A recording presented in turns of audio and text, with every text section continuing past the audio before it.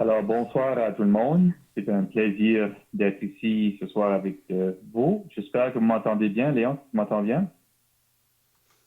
Oui, oui, on t'entend bien. Parfait. Alors, mon nom, c'est Kenneth Bennington. Je suis le genre à Léon. Alors, avant qu'on continue à regarder dans la parole, on va prier le Seigneur qui puisse bénir ce temps ensemble. Père au Dieu, nous arrêtons ensemble et te rendons grâce au Dieu pour le fait que tu as visité la terre. Tu as envoyé ton Fils dans ce monde pour être le sauveur du monde. Te rendons grâce que Jésus-Christ lui-même a été jusqu'à la croix, la mort de la croix. Et on pense à ce qu'on lui a fait, comment on lui a craché au visage, comment on s'est moqué de lui, et ultimement comment on l'a crucifié. Et tout cela, oh Dieu, était selon tes plans, car il devait mourir. Lui-même le disait lorsqu'il marchait avec ses disciples, il allait à Jérusalem pour mourir. Te rendons grâce qu'il est mort pour nous. Te rendons grâce aussi qu'il est ressuscité d'entre les morts. Il nous prouve vraiment qui il était. Donc, ce n'était pas juste simplement un homme, mais c'était un homme qui était venu de toi, c'était Dieu lui-même. Nous te rendons grâce pour son œuvre à la croix. Nous te prions pour la parole qui sera ouverte ce soir. Nous pensons qu'il y a peut-être des personnes parmi nous qui ne te connaissent point, qui n'ont pas la paix, qui n'ont pas le pardon de leurs péchés. Nous te prions que cette bonne nouvelle, oh Dieu, pourrait les atteindre, que leurs yeux pourraient être ouverts et comprendre vraiment le pourquoi de la venue du Seigneur Jésus-Christ. Alors, sois avec nous ce soir, nous te prions pour le nom et la gloire seule du Seigneur Jésus. Amen. Alors, nous allons faire ensemble deux lectures. La première lecture va être dans l'épître de Paul aux Romains. Alors, on a les évangiles, Matthieu, Marc, Luc et Jean, et ensuite les actes des apôtres. Puis ensuite, on a l'épître de Paul aux Romains. Nous allons lire au chapitre 2, à partir du verset 12 jusqu'au verset 16. Et ensuite, nous lirons un passage dans l'évangile de Jean. Alors, Romains 2, 12, on lit. Tous ceux qui ont péché sans la loi périront aussi sans la loi. Et tous ceux qui ont péché avec la loi seront jugés par la loi. Ce ne sont pas en effet ceux qui écoutent la loi qui sont justes devant Dieu, mais ce sont ceux qui la mettent en pratique qui seront justifiés. Quand les païens, c'est-à-dire ceux qui ne sont pas des Juifs, qui n'ont point la loi, font naturellement ce que prescrit la loi, ils sont, eux qui n'ont point la loi, une loi pour eux-mêmes. Ils montrent que l'œuvre de la loi est écrite dans leur cœur, leur conscience en rendant témoignage, et leur pensée s'accusant ou se défendant tour à tour. C'est ce qui paraîtra au jour où, selon mon évangile, Dieu jugera par Jésus-Christ les actions secrètes des hommes. Alors maintenant, allons dans Jean, au chapitre 2, et aussi on va lire une portion du chapitre 3 dans l'évangile de Jean, au chapitre 2, vers la fin, au verset 23. Donc, ici, c'est au début du ministère du Seigneur Jésus. Il se trouvait à Jérusalem. On lit, pendant que Jésus était à Jérusalem, à la fête de Pâques, plusieurs crurent en son nom, voyant les miracles qu'il faisait. Mais Jésus ne se fiait point à eux, parce qu'il les connaissait tous, et parce qu'il n'avait pas besoin qu'on lui rende témoignage d'aucun homme, car il savait lui-même ce qui était dans l'homme. Chapitre 3, le verset 1. Mais il y eut un homme d'entre les pharisiens, donc ça c'est des personnes qui étaient haut placées au milieu du peuple d'Israël, les Juifs, nommé Nicodème, un chef des Juifs. Il vint, lui, auprès de Jésus de nuit. Il lui dit, Rabbi, nous savons que tu es un docteur venu de Dieu, car personne ne peut faire ces miracles que tu fais si Dieu n'est avec lui. Jésus lui répondit, en vérité, je te le dis, si un homme ne naît de nouveau, il ne peut voir le royaume de Dieu. Et après ça, à partir du verset 4, on voit vraiment un dialogue entre Nicodème, cet homme, et le Seigneur Jésus-Christ. Donc, je vous encourage de lire ça pour vous-même. Mais on va sauter maintenant au verset 16, Jean 3 et 16. On lit, « Car Dieu a tant aimé le monde, il a donné son Fils unique, afin que quiconque croit en lui ne périsse point, mais qu'il ait la vie éternelle. » On va lire aussi le verset 17. « Dieu, en effet, n'a pas envoyé son Fils dans le monde pour qu'il juge le monde, mais pour que le monde soit sauvé par lui. » Alors, on va s'arrêter là pour l'instant. On a bien plus de matière ou qu'est-ce qu'on pourrait couvrir dans les minutes qui sont devant nous autres, mais quand même, on va essayer de regarder au moins les vérités qui se trouvent à la surface dans les deux passages ou les deux places dont on a lu. Espérant que ça sera une bénédiction pour nous tous, et surtout pour ceux qui cherchent à comprendre vraiment l'Évangile. Alors, l'épître de Paul aux Romains, en réalité, c'est une exposition de l'Évangile de Dieu. Le mot Évangile veut dire bonne nouvelle. Alors, si vous avez suivi les nouvelles dernièrement, c'est sûr, on entend des mauvaises nouvelles quasiment tous les jours et ça devient un peu déprimant. Je pense que vous serez en accord avec moi. Mais j'espère que le message dont je vais vous dire ne sera pas déprimant, mais en réalité, ça va vous donner la vie éternelle. Donc, c'est par le message de l'Évangile qu'on peut recevoir la vie éternelle. Alors, on lit au verset 12, « Tous ceux qui ont péché sans la loi périront aussi sans la loi. » Donc, ici, il fait référence à des personnes qui n'ont pas été élevées avec l'Ancien Testament, par exemple, qui n'ont pas connu les principes, les foi et la loi de Dieu. Mais ils vont périr quand même, et sans la loi. Puis on a lu aussi dans Jean chapitre 3, verset 16, l'idée de périr. Alors, il y a une possibilité pour l'homme et la femme, les gens qui sont sur la terre, qu'ils vont périr. Mais on a lu dans Jean 3, verset 16, que ce n'est pas la volonté de Dieu qu'on périsse. C'est pour ça qu'il a envoyé son Fils, Jésus-Christ, comme le Sauveur. Mais vous devez savoir que si vous n'avez pas le Seigneur Jésus-Christ, si vous n'êtes pas sauvé, si vous n'avez pas le pardon de vos péchés, la certitude d'aller au ciel, vous allez périr. Je sais que ça sonne comme une mauvaise nouvelle, mais c'est la vérité. Donc, on vous dit tout de suite, vous allez périr. Mais sachez que ce n'est pas la volonté de Dieu. Ce qu'on annonce ce soir, c'est le moyen par lequel vous pouvez vous échapper, c'est-à-dire être sauvé. On continue, ça dit, et tous ceux qui ont péché avec la loi seront jugés par la loi. Donc, les Juifs, et même certaines personnes qui ont été élevées avec la Bible, ben, le fait qu'ils ont connu ça, ils vont être jugés par cette connaissance-là. Il y a peut-être des personnes parmi nous ce soir qui connaissent beaucoup la Bible, mais encore, jusqu'à aujourd'hui, n'ont pas encore cru au Seigneur Jésus-Christ, ni leur confiance en lui. Mais sachez, si vous mourrez comme ça, vous allez être jugé par rapport à ce que vous savez, ce que Dieu vous a démontré, la lumière dont vous avez reçu. Certaines personnes dans le monde, comme on le sait, n'ont pas eu le même privilège que vous autres. Donc, c'est sérieux l'affaire. Verset 13, « Ce ne sont pas en effet ceux qui écoutent la loi qui sont justes. » Beaucoup de personnes aujourd'hui vont à des églises, ils écoutent la loi, ainsi de suite. Mais ce n'est pas de même qu'on dit qu'on est croyant, qu'on est chrétien. Mais ils continuent qui sont justes devant Dieu, mais ce sont ceux qui mettent en pratique qui sont justifiés.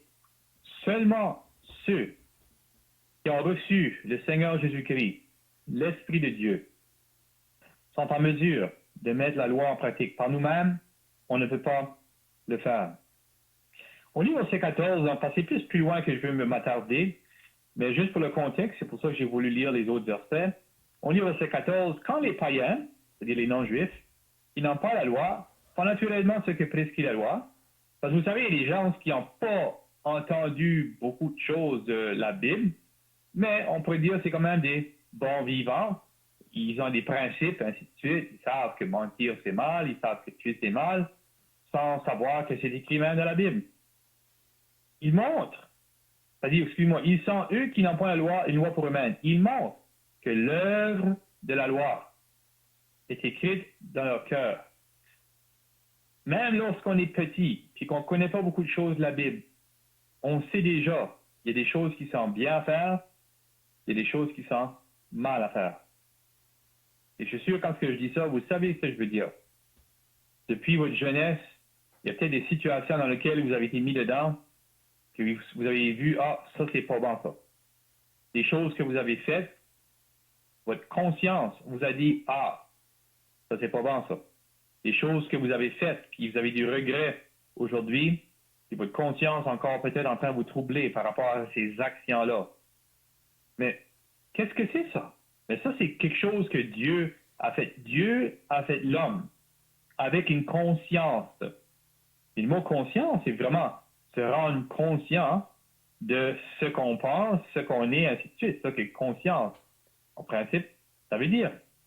Donc, c'est comme la petite voix dans votre tête qui vous dit, ah, ça c'est bien et ça c'est mal.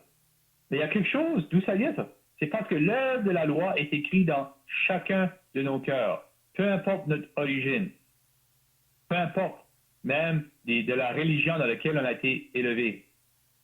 Peu importe si on est riche ou on est pauvre, qu'on est éduqué ou pas éduqué, il y a quelque chose qu'on pourrait dire de programmé dans l'homme. La manière dont Dieu a fait l'homme, c'est pareil partout sur la planète. Donc, il n'y a pas d'homme que ça n'existe pas, ça. Tout le monde a l'œuvre de la loi écrite dans leur cœur. Puis ça dit que ça fait ça. Leur conscience en rend témoignage. Donc, la conscience qu'on a nous-mêmes, ça démontre même qu'il y a quelque chose dans nous, c'est-à-dire cette loi-là, qui est là. Cette conscience-là, elle, qui dit après, ça rend témoignage de leur pensée s'accusant ou se défendant tour à tour. Donc, la conscience nous dit quelque chose. Ah, ça c'est mal. Après ça, on commence à réfléchir et dire, ah ben, c'est peut-être pas si mal que ça. Telle personne, il fait ça, lui, il semble pas avoir de problème avec ça. Ou même des grands dans ce monde ici, ça peut être même des personnes religieuses ou politiques, eux autres font ça. Ça doit être correct s'ils font eux autres. Donc, vous voyez, dans notre tête, il y a comme un débat qui a lieu. Mais dans le cœur, la loi est écrite. Et lorsqu'il y a une situation qui arrive, la conscience, elle vient piquer. Oui, c'est vrai. Il y a certaines personnes qui, à force de ne pas écouter leur conscience, ils peuvent l'éteindre. On est conscient de ça. On voit des personnes, ils marchent, puis c'est comme s'il n'y a aucune conscience de ce qu'ils font. Mais ça, c'est un choix délibéré que eux, en fait, d'éteindre, on pourrait dire, cette voix-là qui leur parle. Mais vous voyez, dans notre tête, il y a des débats qui ont lieu. Ah, c'est-tu bien? Ah, c'est-tu mal? Ah, ben, c'est pas si pire que ça.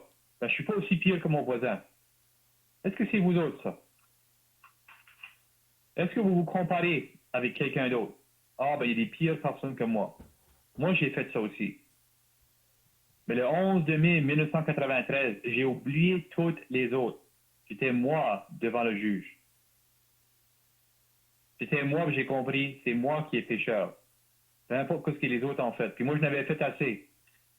Je n'avais fait beaucoup. Mais même le fait que j'étais un grand pécheur, j'essayais quand même de me justifier et penser qu'il y avait des gens qui étaient pires que moi. Donc, vous voyez ce qui se passe dans notre tête. Mais ça, c'est l'œuvre de Dieu.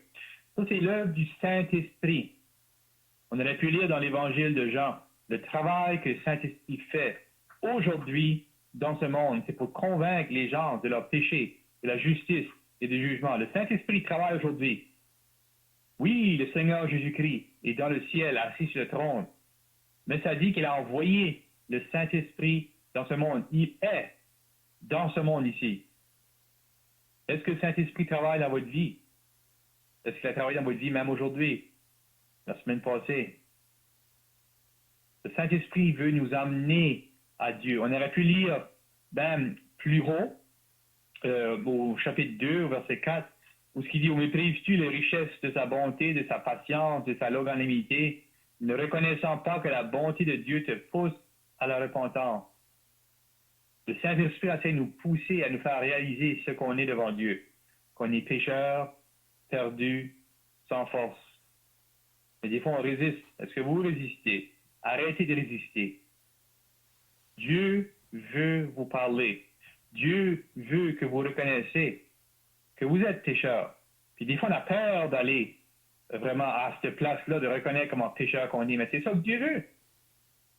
Vous savez, seulement ceux qui sont vraiment malades réalisent comment ils ont besoin de la guérison et du médecin. Hein? Si on pense qu'on est tout correct, pourquoi avoir le médecin? Pourquoi le médicament? On n'a pas besoin de ça. Mais quand on réalise vraiment le sérieux de notre maladie, on crie, on dit on veut quelque chose, on veut une solution. Moi, j'étais désespéré à ce point-là, perdu, sans force. J'ai reconnu, j'ai besoin d'un sauveur, de quelqu'un qui intervient.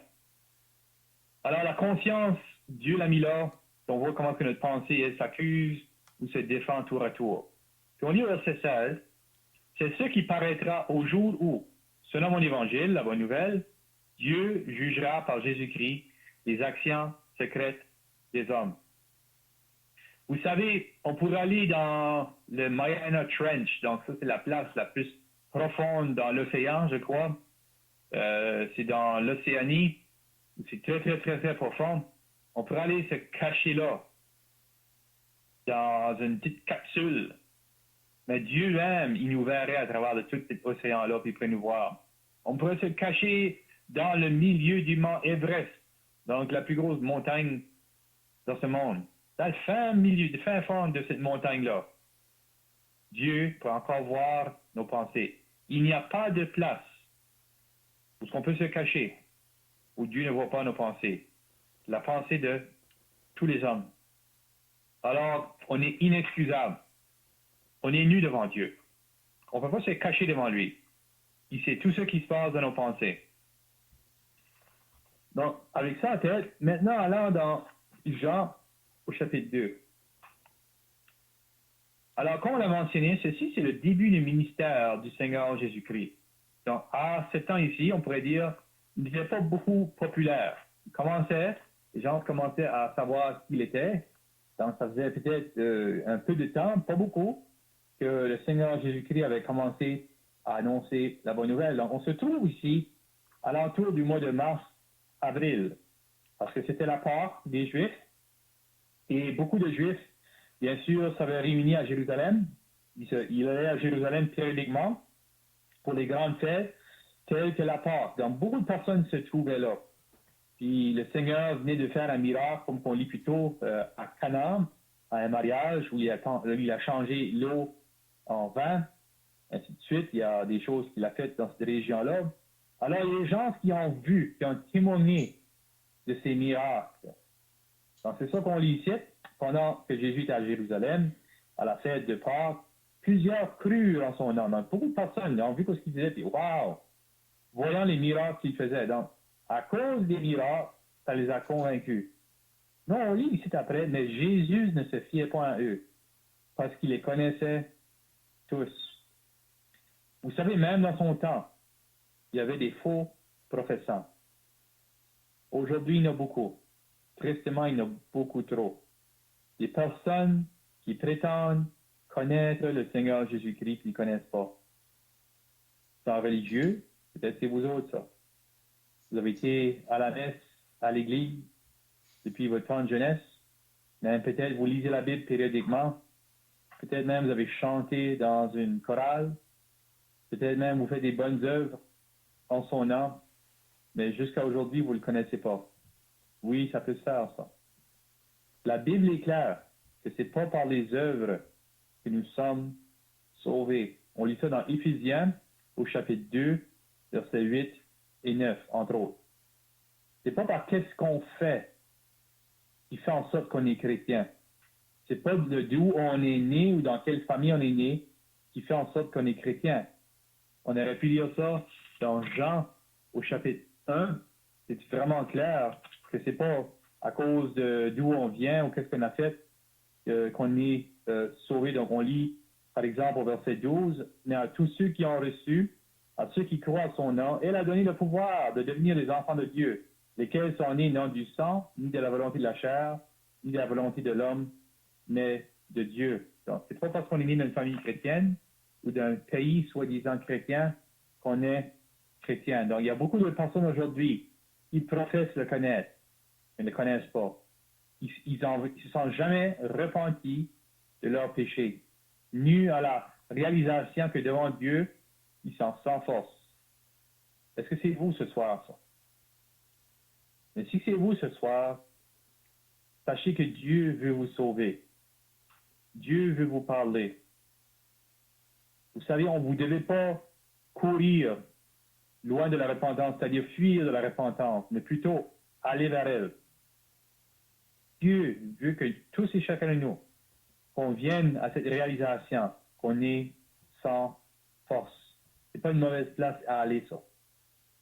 C'est pas une mauvaise confession à avoir, par exemple, devant Dieu. Dieu sait déjà ce dont on est. Il nous connaît de fond en comble. On ne va rien lui dévoiler de nouveau. Il sait déjà ça. Il veut juste qu'on arrive à la réalisation qu'on est des pécheurs. On lit ensuite, plus loin, c'est-à-dire, et parce qu'il n'avait pas besoin qu'on lui rende témoignage d'aucun homme. Il n'y a personne qui a besoin de dire au Seigneur Jésus-Christ à propos de certaines personnes. Il connaissait tous ceux qui étaient autour de lui, car il savait ceux qui étaient dans l'homme. Imaginez-vous, lorsque le Seigneur Jésus-Christ marchait à Jérusalem, il voyait les hommes et les femmes tout autour de lui. Il savait exactement toutes leurs pensées. Il connaissait les pensées de ceux qu'il haïssait. Il connaissait les pensées de ceux qui allaient trouver un moyen pour le faire mourir. Il connaissait les pensées des grands comme des petits, mais il les aimait quand même. Mais on voit ici, c'est vraiment intéressant au chapitre 3, verset 1, mais il y a un homme.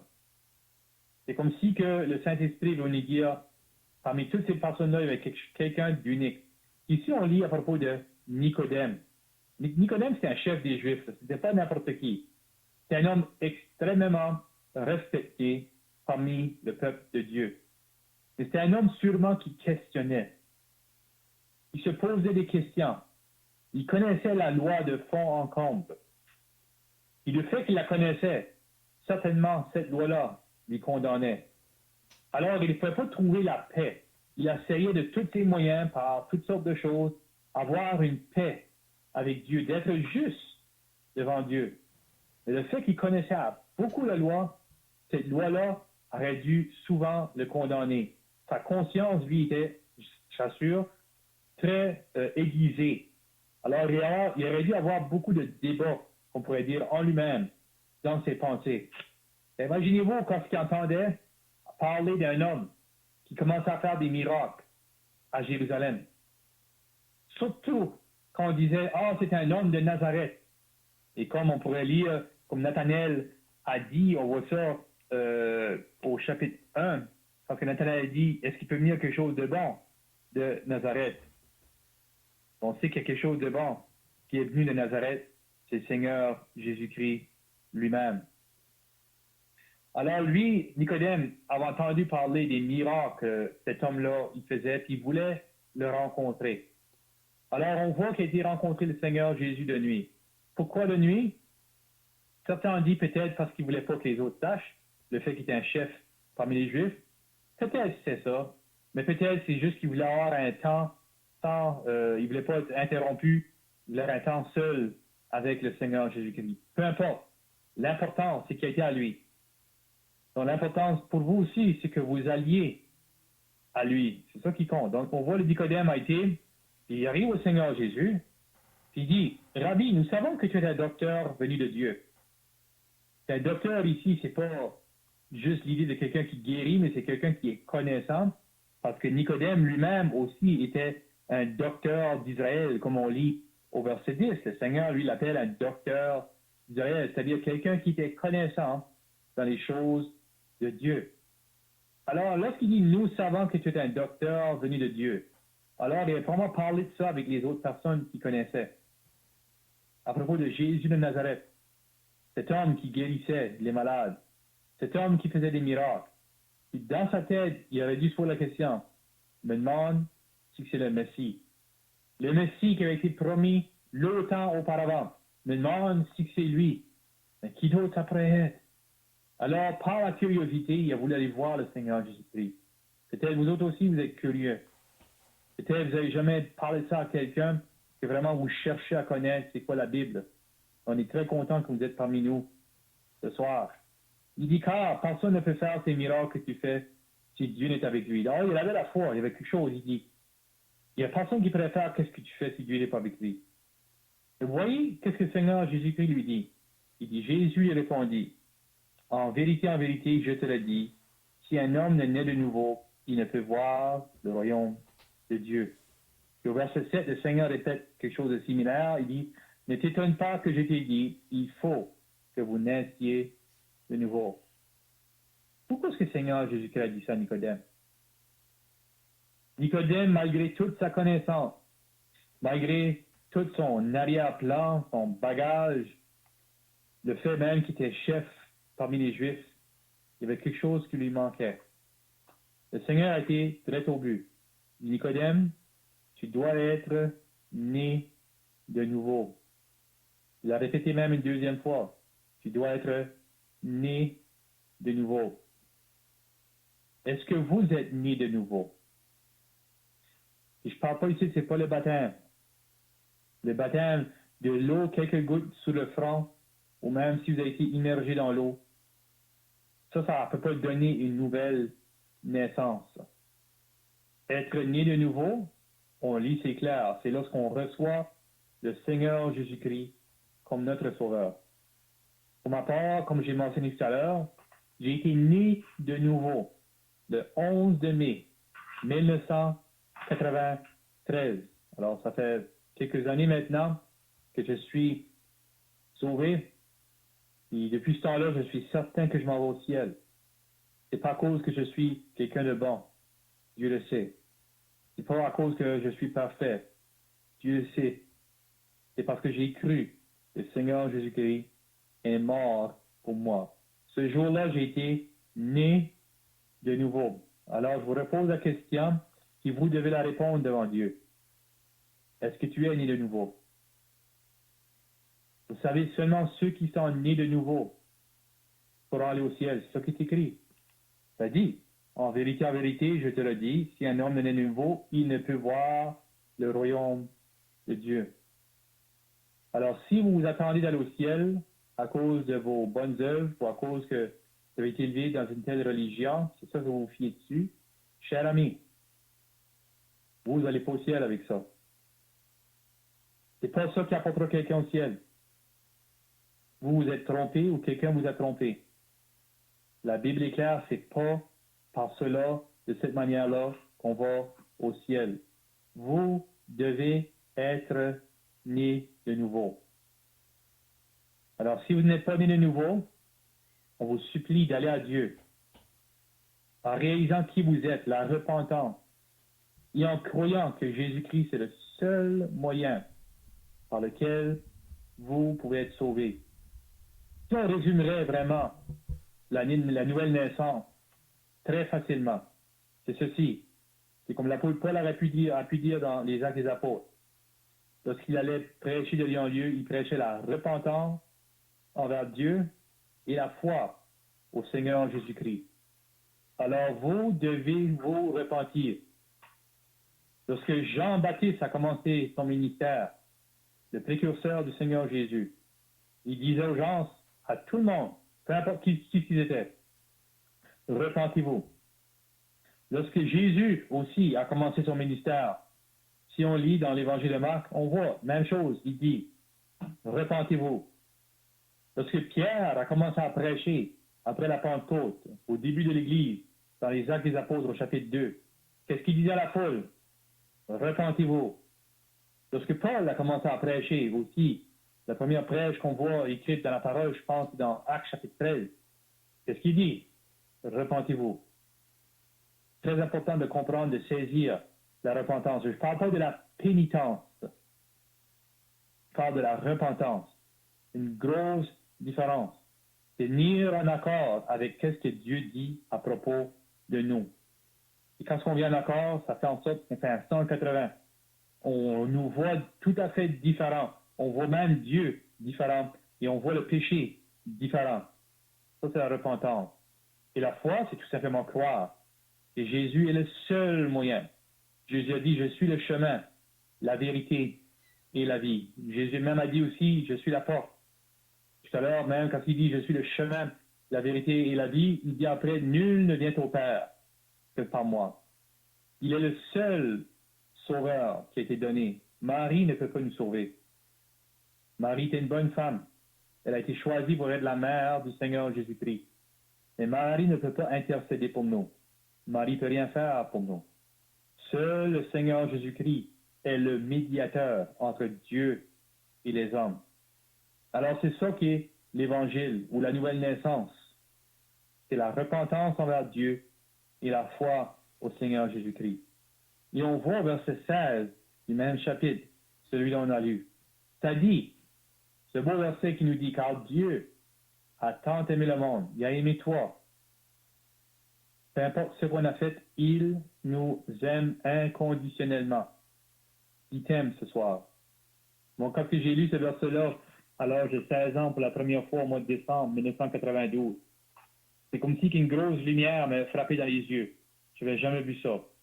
J'ai vu, j'ai compris, Dieu m'aimait, peu importe. C'est-à-dire, Dieu a tant aimé le monde qu'il a donné son Fils unique. Il a prouvé qu'il nous a aimés. Puis qu'est-ce qu'il a fait? Il a envoyé son Fils Jésus-Christ en sachant qu'on allait cracher sur lui, qu'on allait lui arracher la barbe, qu'on allait le torturer, qu'on allait le mettre à la croix. Dieu l'a envoyé parce qu'il nous aimait, parce qu'il savait que c'était le seul moyen par lequel on pouvait être sauvé. C'est-à-dire qu'il a envoyé son Fils unique. Pourquoi? Afin que quiconque, n'importe qui, tous ceux qui sont avec nous parmi nous ce soir, vous êtes inclus dans ce mot-là, quiconque. Quiconque va à l'église? Non. Quiconque prie? Non. Quiconque chante dans le choral? Non. Quiconque est un bon garçon, bonne fille, bon homme, bonne femme? Non. Quiconque fait des bonnes œuvres? Non. Quiconque croit. Quiconque croit en lui.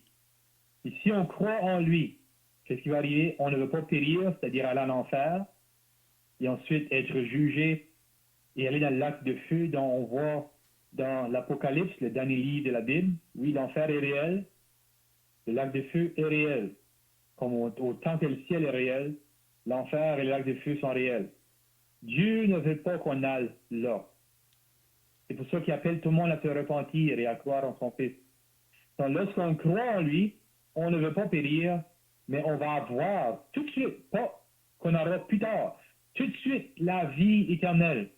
Vous savez, depuis que Dieu m'a sauvé, j'ai une vie en moi. Tous ceux qui sont parmi nous ce soir, depuis que Dieu nous a sauvés, on a une vie en nous. Une vie qui maintenant est éternelle. Oui, un jour, peut-être demain, peut-être la semaine prochaine, dans 1 an, dans 20 ans, je ne sais pas. Je vais mourir. Vous savez, la plupart d'entre nous ici, qui écoutent là, dans 75 ans, on va être mort. Peut-être des personnes qui sont jeunes, peut-être qui sont encore vivantes. Mais on peut dire que dans 100 ans, la plupart d'entre nous, on va être mort. Dans 150 ans, moins quelque chose qui change dans la médecine, on sera tous morts. Nous allons tous mourir. Peu importe comment fort qu'on est aujourd'hui, peu importe les médicaments qu'on prend, peu importe si on est un bon docteur, nous allons tous mourir. Chers amis, en terminant, êtes-vous prêts pour la mort? Êtes-vous prêts pour affronter ce jour? Ce seuil dont on ne peut revenir. Cette porte, une fois qu'on traverse, on ne peut plus revenir l'autre bord. Ça peut venir n'importe quand, comme vous le savez. La mort ne fait aucune préférence des jeunes et des vieux. Vous savez ce que je veux dire? Vous connaissez certainement des jeunes qui sont morts dans le fleur de leur vie. Tout allait bien, plein de vigueur, puis quelque chose arrivait, puis ils sont morts. Vous pourriez mourir. Ma question est celle-ci. Êtes-vous prêts? Êtes-vous né de nouveau? Êtes-vous sauvé? Est-ce que vous avez le pardon de vos péchés? Vous savez, chers amis, vous ne pouvez pas continuer la vie avec la paix, en sachant que si vous mourrez, vous pouvez aller en enfer. Moi, je ne pouvais pas.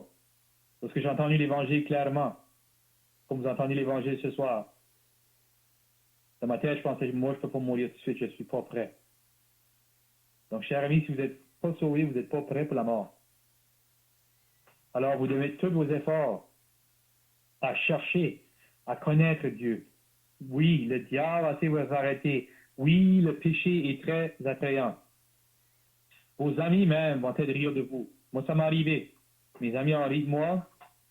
J'étais au secondaire. Puis lorsque je disais que je cherchais Dieu, même le principal de l'école riait de moi, mes enseignants riaient de moi. Mais moi, je voulais chercher Dieu.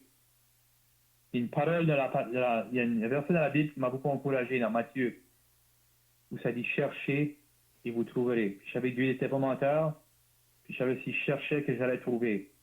Alors, chers amis, est-ce que vous cherchez à connaître Dieu?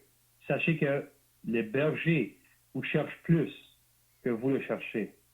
Oui, peut-être vous êtes une brebis perdue, puis vous criez, mais sachez qu'il y a un berger qui vous cherche, puis comme on lit, il va vous chercher jusqu'à ce qu'il vous trouve. Alors, il est là, prêt à vous accueillir dans ses bras. Vous avez tout simplement à vous repentir et à croire en lui. Alors, j'espère que cette parole a pu vous aider à comprendre vraiment c'est quoi l'Évangile. C'est quoi vraiment la volonté de Dieu. C'est quoi la raison pour laquelle Jésus-Christ est venu. Que Dieu bénisse sa parole. Et nous allons terminer maintenant par la prière. Père Dieu, nous voulons nous arrêter ensemble, te rendre grâce pour l'accessibilité de ton évangile, c'est-à-dire que n'importe qui peut se repentir et croire. Peu importe là où nous avons été, là où nous venons, qui nous sommes, ce que nous avons fait. Nous te rendons grâce que tu es un Dieu gracieux, plein de miséricorde, et que tu aimes tout le monde, tous ceux qui sont même parmi nous ce soir. Nous te prions que même ce soir, tu pourrais sauver une âme parmi ceux qui ont entendu ce message. Nous te prions Dieu ces choses pour l'honneur et la gloire seule du Seigneur Jésus. Amen. Amen.